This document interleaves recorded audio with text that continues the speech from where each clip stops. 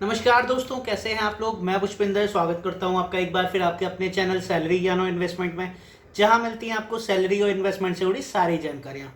दोस्तों, आज मैं आपसे कुछ रैंक इम्प्रूवमेंट टिप्स के बारे में बात करने वाला हूं। जी हाँ दोस्तों, गेट की तैयारी जो भी लोग कर रहे हैं उनके लिए कुछ मैं ऐसी 3 या 4 सजेशन देने वाला हूँ, 3 या 4 टिप्स देने वाला हूँ जो कि आपकी रैंक इंप्रूवमेंट करने में बहुत ही ज़्यादा हेल्प करेंगे। अब दोस्तों, ये वीडियो उनके लिए है जो कि तैयारी कर रही है, वीडियो उनके लिए बिल्कुल नहीं है जो ये सोच रहे हैं कि भाई मैं पढ़ूंगा भी 2-3 महीने और मेरी रैंक आ जाएगी और अच्छी भी आ जाएगी। नहीं, उनके लिए नहीं है।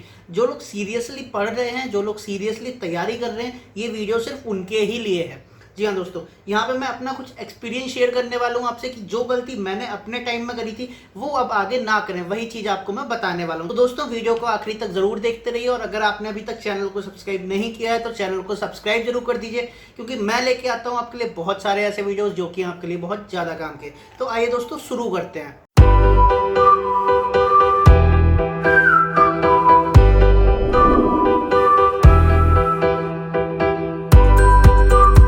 दोस्तों, नंबर 1, आपको गेट का पैटर्न पहले समझना पड़ेगा। गेट के एग्जाम का जो पैटर्न है, गेट के एग्जाम का जो टाइप है, वो आपको समझना पड़ेगा। कई सारे लोग होते हैं, शुरू हो जाते हैं, लग जाते हैं अपने टेक्निकल पार्ट में और लगे रहते हैं और सारा टेक्निकल पार्ट बहुत स्ट्रॉन्ग कर लेते हैं और उसके बाद जो इंपॉर्टेंट चीज़ रहती है गेट के एग्जाम में और टेक्निकल के अलावा उसको छोड़ देते हैं और फाइनली उनकी जो रैंक बहुत अच्छी अंडर 100, अंडर 200 आनी होती है, वो पीछे जाके 700, 800 हो जाती है। क्यों हो जाती है, उसका रीज़न बताता हूँ। देखिए, जो लोग टेक्निकल की तैयारी कर रहे हैं अपने जिस भी स्ट्रीम से वो गेट एग्जाम देने वाले हैं, तो उनके लिए दिक्कत क्या है कि भाई उन्होंने टेक्निकल तो सारा उन्होंने एनालाइज कर लिया, टेक्निकल सारा बहुत अच्छे से स्ट्रॉन्ग कर लिया, लेकिन उन्होंने एप्टीट्यूड और मैथ पे उतना ज़्यादा ध्यान नहीं दिया। जी हाँ दोस्तों, मैं जब अपने टाइम पर तैयारी करता था तो मैंने भी यही किया था। मैंने एप्टीट्यूड पे उतना ज़्यादा ध्यान नहीं दिया था। तो जब मैंने लास्ट में आके मैंने आंसर की से जब मैंने अपने गेट के एग्जाम का पेपर मिलाया तो मुझे पता लगा कि यार एप्टीट्यूड मेरा बहुत ज़्यादा गलत हो गया। जी हाँ दोस्तों, 15 में से मैंने सिर्फ 3 या 4 नंबर ही स्कोर कर पाया था एप्टीट्यूड में। तो इसलिए आपसे कह रहा हूँ कि ये गलती आप दोबारा ना करें। एप्टीट्यूड आपको बहुत ज़्यादा ध्यान देना पड़ेगा। ऐसा बिल्कुल मत सोचिए कि भाई मैंने टेक्निकल पार्ट स्ट्रॉन्ग कर लिया तो अब मैं एप्टीट्यूड को कवर अप कर सकता हूँ अपने टेक्निकल पार्ट से। ऐसा बिल्कुल नहीं होता, ये एक मिथ है, प्रॉपर मिथ है। क्यों? क्योंकि टेक्निकल में कुछ क्वेश्चन ऐसे आते हैं, हर बार आते हैं, हर एग्जाम में आते हैं, जो चाहे आपका टेक्निकल पार्ट चाहे जितना स्ट्रांग हो वो आपसे नहीं होंगे। जी हाँ दोस्तों, गेट या आईआईटीज जानबूझ के ऐसे क्वेश्चन डालते हैं कि आपका टाइम खराब हो उस पर और ऊपर से वो क्वेश्चन गलत भी हो। तो अगर आपने एप्टीट्यूड, पहली बात तो एप्टीट्यूड की आपने तैयारी नहीं की तो जो एप्टीट्यूड के इजी भी क्वेश्चन है वो आपसे हो नहीं रहे हैं, और प्लस टेक्निकल में जो क्वेश्चन गलत होना है वो सिर्फ आपका नहीं, जो क्वेश्चन नहीं होना है वो सिर्फ आपसे नहीं, वो किसी से भी नहीं होगा। जो टॉपर भी बैठे हुए हैं उनसे भी कुछ क्वेश्चन नहीं होते हैं, क्योंकि ऐसे कुछ क्वेश्चन आते हैं। तो अब जो क्वेश्चन आपसे नहीं हो रहे हैं टेक्निकल के, उसको कवर अप करने के लिए आपके पास एप्टीट्यूड का बेस होना चाहिए। और अगर आपने एप्टीट्यूड की तैयारी नहीं करी है तो आप ये समझ लीजिए कि आपकी रैंक पीछे जाने ही जाने वाली है, पक्की बात है ये। ठीक है, तो इसलिए मैं आपसे कह रहा हूँ कि एप्टीट्यूड पर पूरा तरीके से अच्छे से ध्यान रखिए। नंबर 2, मैथ पे आपको पूरा ध्यान रखना पड़ेगा। जब हम गेट के एग्जाम को देखते हैं, गेट के पेपर को देखते हैं, तो हमें समझ आता है कि ऑलमोस्ट 15% एप्टीट्यूड आता है, मतलब फिक्स 15%, 15 नंबर का तो एप्टीट्यूड आता ही है।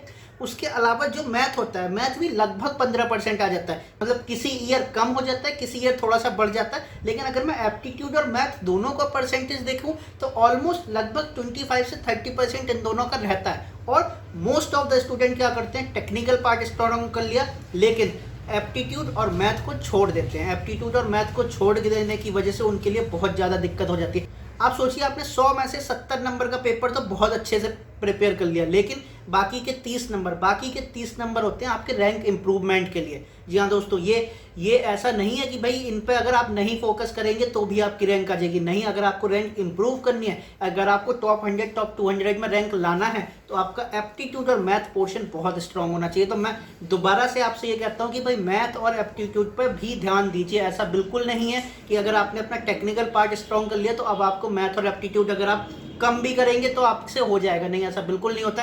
कई बार ऐसा होता है कि मैथ में या एप्टीट्यूड में थोड़े से ट्रिकी क्वेश्चन आ जाते हैं, लेकिन आपकी जो है प्रैक्टिस है नहीं मैथ और एप्टीट्यूड की, तो आपसे वो ट्रिकी क्वेश्चन होते नहीं है और जिस पर्सन से हो जाते हैं वो आपसे आगे निकल जाता है। भले ही आपका टेक्निकल पार्ट बहुत स्ट्रॉन्ग है, लेकिन टेक्निकल पार्ट जो होता है, अगर 70 में से लोग 60 नंबर लेके आ रहे हैं टेक्निकल पार्ट में, तो आप भी 60 से 61 ही ला पाएंगे। ऐसा नहीं है कि आप 70 में से 68 नंबर या 69 नंबर ले आएंगे, ऐसा कभी नहीं होता है। तो ये चीज़ आप समझिए। ये जब आप गेट के पैटर्न को देखेंगे, जब आप गेट के प्रीवियस 15-20 सालों के जो प्रीवियस ईयर क्वेश्चन पेपर उनको स्टडी करेंगे, तो आपको पता लगेगा कि यार 25-30% जो एरिया है वो एप्टीट्यूड और मैथ का है और इजी आता है। मतलब इजी मतलब ऐसा नहीं है कि कोई भी कर लेगा, लेकिन इजी मतलब अगर आपकी प्रैक्टिस अच्छी है, जैसे आपने टेक्निकल की तैयारी करी है वैसे अगर आपने इसकी भी तैयारी करी है, तो आपके क्वेश्चन गलत नहीं होंगे, वहां से होगी आपकी रैंक इंप्रूवमेंट।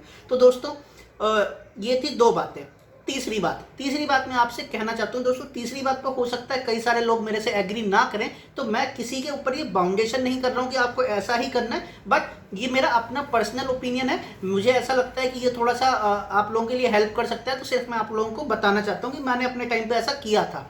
नंबर थ्री पे देखिए, आपको पता है कि गेट में दो तरीके के क्वेश्चन आते हैं। Number 1 MCQ multiple choice question, number 2 NAT मतलब न्यूमेरिकल आंसर टाइप क्वेश्चन।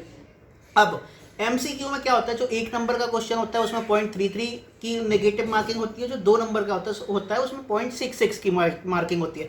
अब अगर आप गेट की रैंक को देखेंगे और गेट के मार्क्स वर्सेस रैंक का कंपैरिजन करेंगे, तो आपको दिखेगा कि यार ऊपर वाले स्टूडेंट तो छोड़ दो, टॉप 10, टॉप 20, टॉप 50 तक छोड़ दो, लेकिन 50 के बाद जो 500 वाले स्टूडेंट हैं उसमें एक नंबर में बहुत ज़्यादा रैंक पीछे हो जाती है। जहाँ दोस्तों पॉइंट्स में पूरा खेल चलता है, मतलब अगर आपका 0.01 नंबर अगर इधर है तो हो सकता है आपकी 20 रैंक उधर है, और अगर आपका 0.02 0.05 नंबर इधर है तो हो सकता है आप 50 रैंक 100 रैंक पीछे चले गए। तो पॉइंट में खेल चलता है आगे चलने पर, तो इसलिए नेगेटिव मार्किंग बहुत ज़्यादा इंपॉर्टेंट है। लेकिन स्टूडेंट्स क्या करते हैं, स्टूडेंट्स की ये मेंटेलिटी होती है कि यार ऑब्जेक्टिव टाइप क्वेश्चन मुझे ज़्यादा करने हैं, न्यूमेरिकल आंसर टाइप क्वेश्चन मुझे कम करने हैं। लेकिन आप एक चीज़ सोचिए, ऑब्जेक्टिव टाइप क्वेश्चन अगर आपने ज़्यादा किए और अगर आपका क्वेश्चन गलत हुआ, अगर आपका 2 मार्क्स का क्वेश्चन गलत हुआ, तो आपके 0.66 मार्क्स वहाँ पर जा रहे हैं।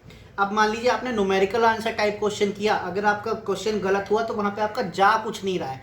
तो आप एक चीज़ देखिए, मेरा सजेशन ये है कि जब आप अपना पेपर एक बार कर लें, 2 घंटे में आपने अपना पेपर कर लिया, उसके बाद जो क्वेश्चन आपसे नहीं हो रहे हैं, अब आप उन पे अगर ध्यान देना चाहते हैं, तो आई सजेस्ट कि आप न्यूमेरिकल आंसर टाइप क्वेश्चन पर ज़्यादा ध्यान दीजिए in comparison to multiple choice question पे। क्यों?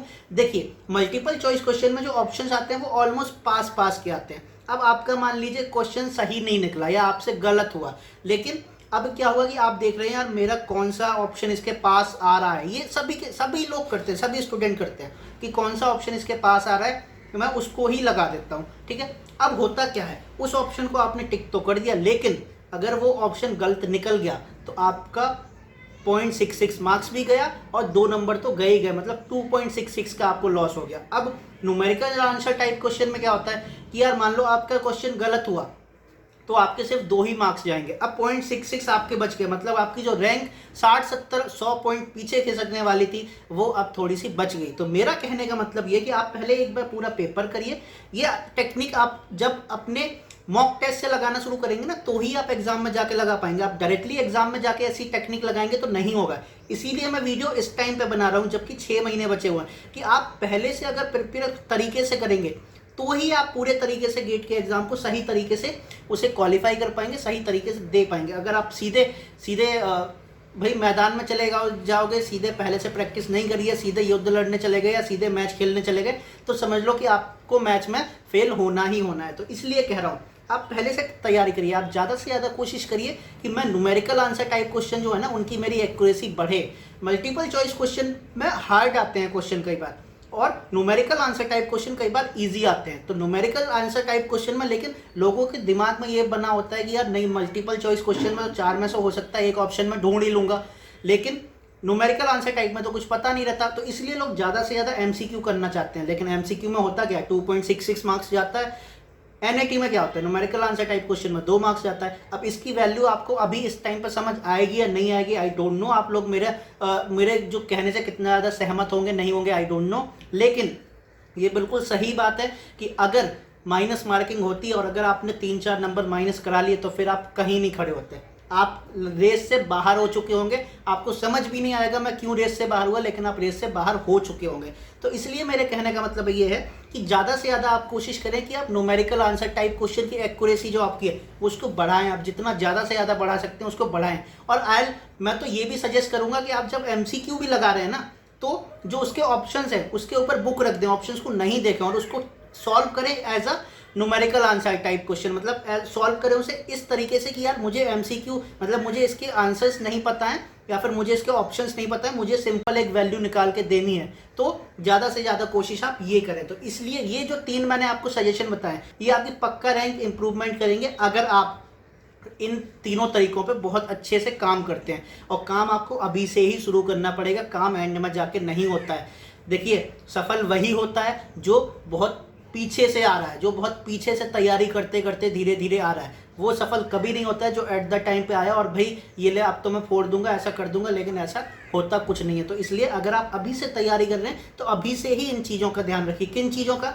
एप्टीट्यूड का, मैथ का। नंबर 1 मैंने आपको 3 सजेशन दिए, आप तीनों में एक बार दोबारा से समराइज कर देता हूँ। Number 1 aptitude, you have to give attention to your aptitude part. Number 2 math, you have to give attention to your math part. Number 3 do more NAT questions than compare to MCQ question and do MCQ question as they are NAT question. समझ गए? मतलब MCQ question को आपको इस तरीके से pretend करके करना है कि यार ये न्यूमेरिकल आंसर टाइप क्वेश्चन है, मुझे इसका आंसर निकालना है, मुझे मल्टीपल चॉइस क्वेश्चन, मुझे इसके ऑप्शंस देखने ही नहीं है। तो अगर आप ऐसी स्ट्रेटजी अपनाते हैं तो आई एम डैम श्योर कि आपकी जो रैंक है वो पक्का इंप्रूव होगी। तो दोस्तों आज की वीडियो में इतना ही। आई होप आपको वीडियो पसंद आया होगा। अगर वीडियो पसंद आया तो वीडियो को लाइक करिए, शेयर करिए, आप अपने दोस्तों को भी ये जानकारी दे सकते हैं। और आगे फिर मिलेंगे एक नई वीडियो में एक नई नॉलेज के साथ। तब तक के लिए बी हैप्पी, बी मोटिवेटेड। नमस्ते।